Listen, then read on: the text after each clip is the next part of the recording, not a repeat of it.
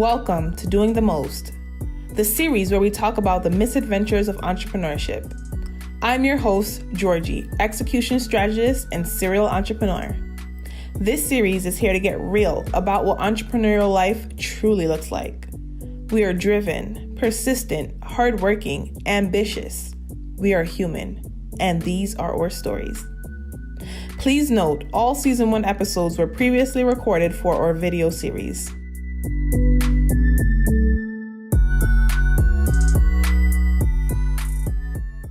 Welcome back to Doing the Most, Misadventures of Entrepreneurship. Today, our special guest is Mariella Paulino, who is the founder of Project Hearing.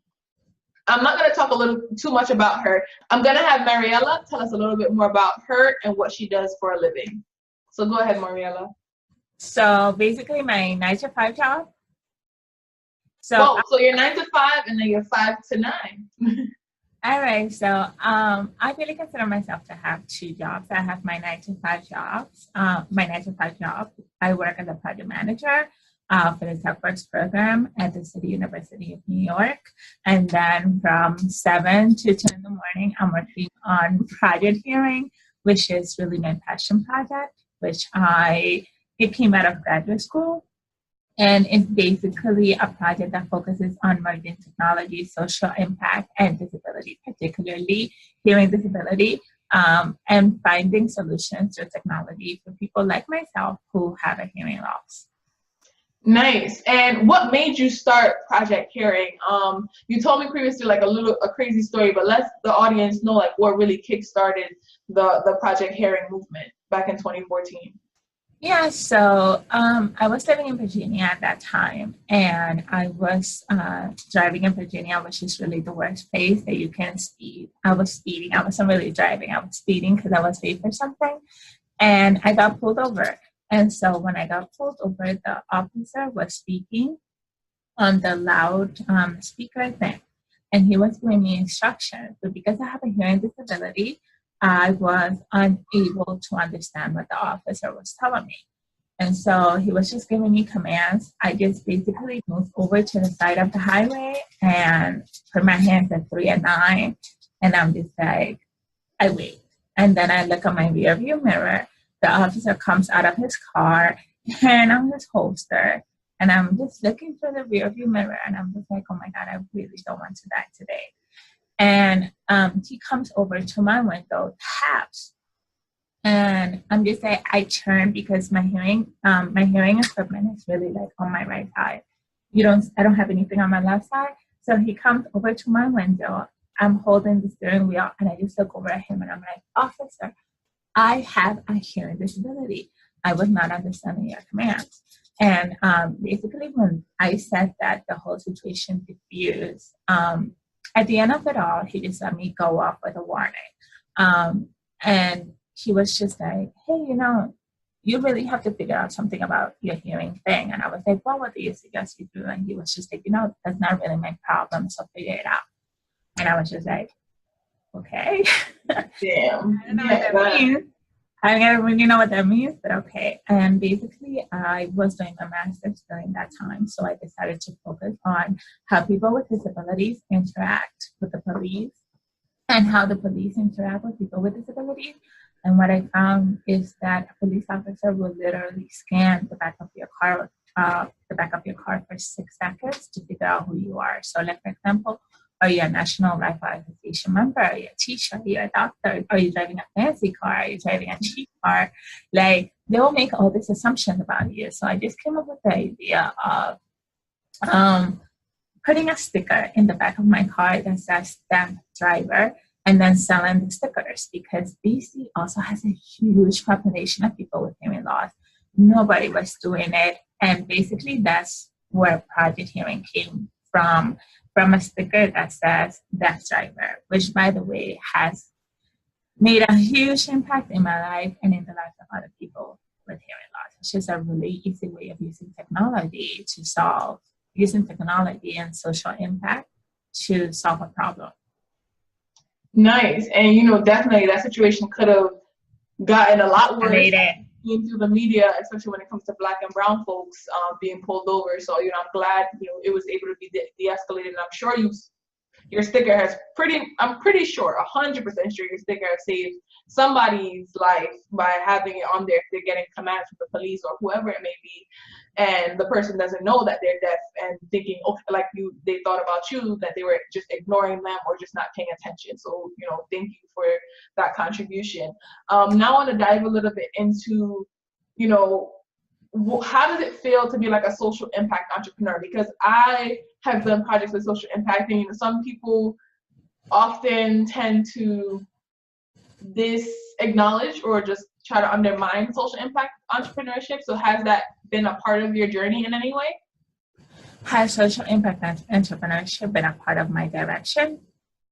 No, has anybody said anything negative about you focusing on social impact? A few people, for example, when I first started selling the stickers, there were members of the deaf community that thought, oh my God, why would I want anyone to know that I was deaf, or that makes me a target? And there's also comments about, I don't want people to know that I have a hearing disability. But one of the things that I've really learned is that social impact happens when you actually see things. Like when you are able to see something, you're forced to acknowledge it.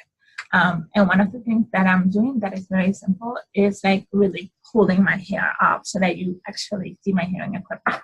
And the reason I do that now is because in the past I used to have my hair down, and when I have my hair down, it covers my ears so you don't see my hearing equipment. But then there will be instances where someone would just simply forget that I don't have a disability, and so that I have a disability, and because I'm talking normal, people just that I'm talking normal. People just forget that I actually have a hearing disability. If you're covering your mouth, I can understand what you're saying. If you're turning, I can understand what you're saying. And if you're not seeing my hearing equipment, you're not going to remember to do these things. So it's just little things like that. I'm really forcing people to be conscious that social impact happens when people feel comfortable with their disability. When we remove the stigma of disability, that's when actual change happens. That's when we can have frank and honest conversations about the challenges that I experience, and I can bring other people into that space so that we can solve problems together. Yeah, and I really love that, because oftentimes I see solutions, especially for, folks, whether it's disabilities, whether it's women, whether it's minorities, I see folks that are not a part of the affected group try to solve the problem without consulting or engaging or even asking the affected group. They're like, oh, here you go, this is a solution for you, for someone that's blind, even though I didn't ask anybody that was blind, I'm not blind, and it's just what do you think you're doing? So it's really good to see someone from the community building the change, starting the change, and really making it data driven. Definitely. That's actually one of the main reasons that pushed me to start doing private hearing. Nobody was doing this type of work. Nobody is talking about dating with a disability. Nobody's talking about sex with a disability. Nobody's talking about discrimination that you can face during the interview process when you have a disability, especially an invisible disability. Nobody's talking about that. And I grew up having to figure things out by myself. I didn't really have anybody that I could talk to and ask them, hey, how do you go on Tinder? Do you disclose your disability? There's nobody talking about these things. And I didn't want to see an audiologist or a doctor talking about these things, because one, they're not experiencing the stigma that can come from having a disability and dating or going to school or telling your professor or your employer, hey, I have a hearing disability and I need accommodations. People will tell you, oh yeah, just disclose it. But nobody's actually talking about the fears that I experience. And I really wanted to be the one to talk about these things. Awesome. Mariella, that is amazing. And I really give you a lot of kudos for doing that and doing that important work. I want to ask now a question about being an entrepreneur, identifying with so many marginalized group, right? So groups that folks don't identify as the face of entrepreneurship. So you are a Latina woman, you're a Latina, you're a woman, so that's already two groups in general. And now you are someone that has a disability. How do you feel like that gives you a competitive edge, or has that impacted your entrepreneurial journey in any negative ways, positive ways? Could you talk a little bit more about that? Just being at Absolutely. So one of the things that I noticed when I was doing my master's and doing my research on disability advocacy work is that I noticed that if you actually Google hearing disability on Google, most of the results that you will see are of people that look nothing like me. Like you will see a lot of people that are blonde, that have like blue eyes or green eyes. Like I very rarely saw somebody that was Latina. I very rarely saw, if ever, saw content that was in Spanish, that was for Latina. Like I ever saw anyone like from the Bronx talking about how they had a hearing disability. Like I didn't see that, and so I cannot relate to the experiences of people that were talking about their hearing loss. Like these were individuals that had a lot of access and privilege to resources that I didn't have at that time. And so one of the driving forces that made me want to do project hearing is because I asked myself, I never had any guidance with anything hearing related when I was growing up, and I want to be the one that provided that information. Again, going back to the topic of dating, of like school, of like working, I wanted to capture those experiences from the perspective of a Latina. I wanted to get this perspective from the experiences of a woman. I wanted to get those perspectives from someone who doesn't come from the most privileged socioeconomic background. Mm-hmm. And I wanted to talk about all of these things in a manner that other people who look like me would have access to these resources, to that information, to understanding how I navigate these different environments. And these are all like topics that I'm going to be talking about on project hearing. Like, for example, when I first lost my hearing and I was about to get implanted with my cochlear implant, I asked my mom. My mom had just come to the United States. She had come to New York. I lost my hearing 3 months after arriving in New York City. Wow. Didn't speak English. And so she had all these doctors telling her, like, do you want your daughter to hear again? And she was like, yeah, sure. Like when my mom brought me in for surgery to get the cochlear implant, she didn't really understand what was happening. She didn't really understand that I was going to be having a surgery. She didn't really understand the level of rehabilitation that would need to happen after that surgery. She didn't understand the level of like speech and hearing therapy that I would need to be able to learn how to hear again. There was a lot of lack of information in her language in a culturally relevant way that I just didn't have access to growing up. And it's really one of the main reasons why I'm not only creating project hearing, but I'm also creating project hearing in Spanish, because there is nothing.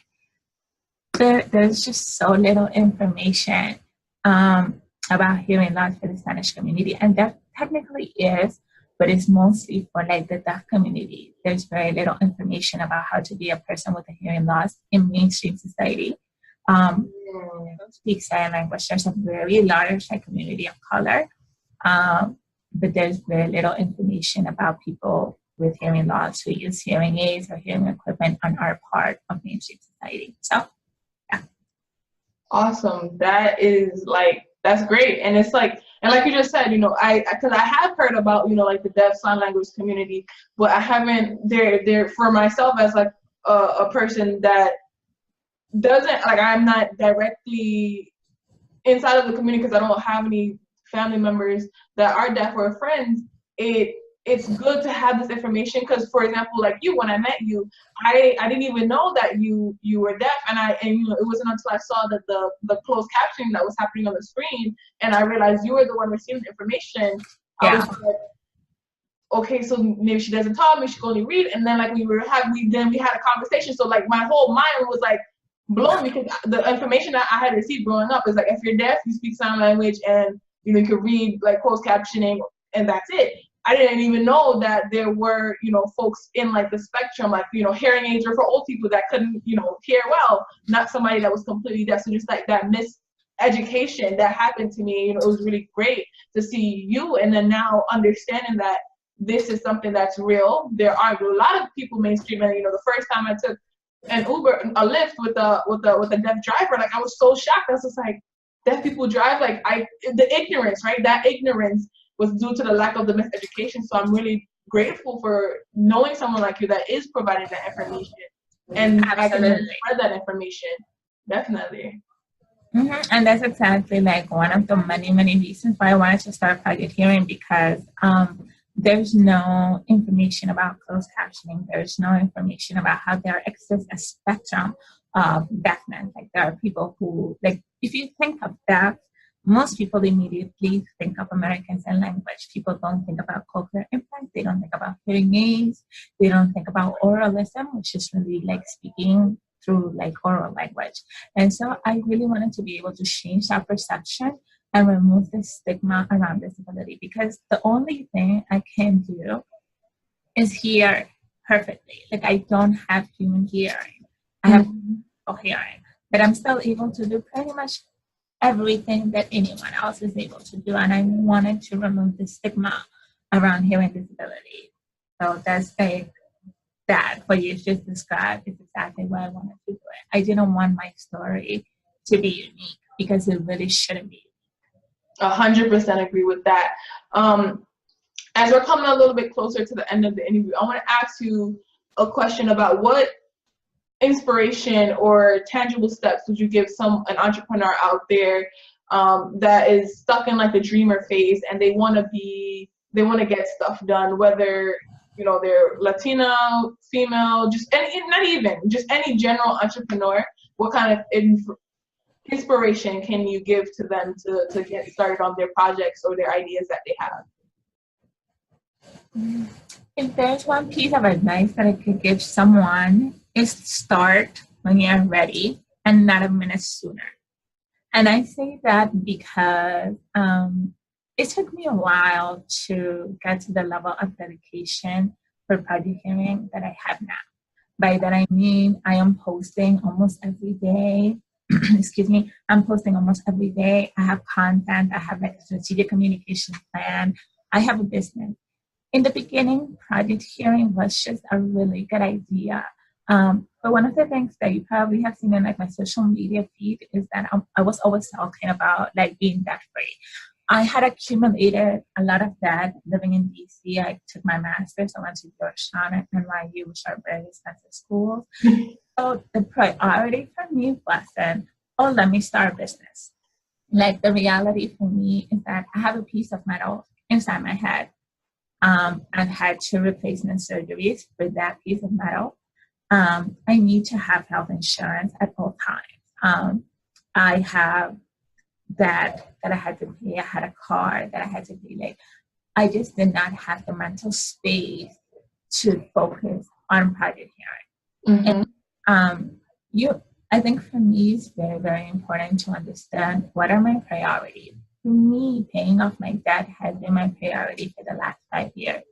And because that was my priority, I didn't have the time or the capacity to focus on Project Hearing the way that I do now. And this year, I believe it was like 2 weeks ago, I finished paying off like all my debt. And I was like, yeah, like I just finished like paying all of it off. And I'm so, so proud because I've been working and sacrificing a lot to get to that point. And now that I have that stress off my shoulders, I also have the mental capacity to focus on things that I'm passionate about. Not only do I have the mental capacity to focus on this, I also have more residual income to be able to invest it. Exactly. To be able to invest it into my project, to like not have to worry. Okay, like I was working earlier this year. I was working on this job with CUNY and I had 2 part-time jobs. Tell me, when am I ever gonna have time to like sit down in front of a camera and do a video? Like that's just not gonna happen. And that's why I give myself credit for not doing things until I'm ready to do things.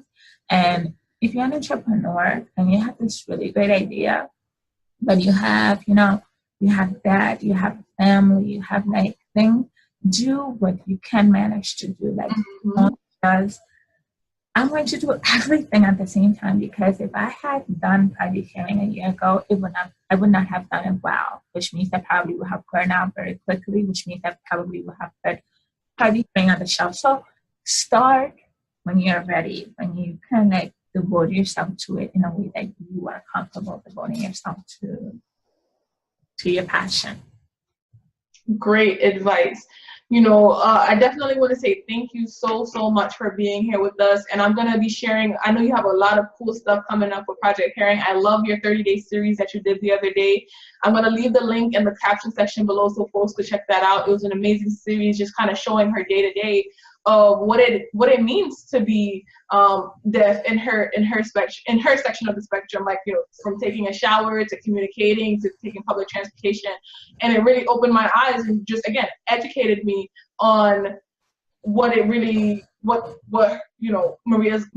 life experiences are, versus just being ignorant and just thinking, oh, everything is okay or perfect or everything is fine. So just guys, definitely check that out, and more information about other projects and Project Hearing will be in the caption section. And we'll catch you next week for another episode of Doing the Most, the Misadventures of Entrepreneurship. Thank you so much, Mariella, for being here. Bye, Georgie. Bye.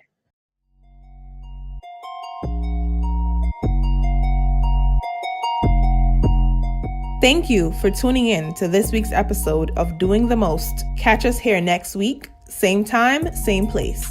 If you can't wait, head on over to doingthemost.xyz to stay connected. Until next time, keep on doing.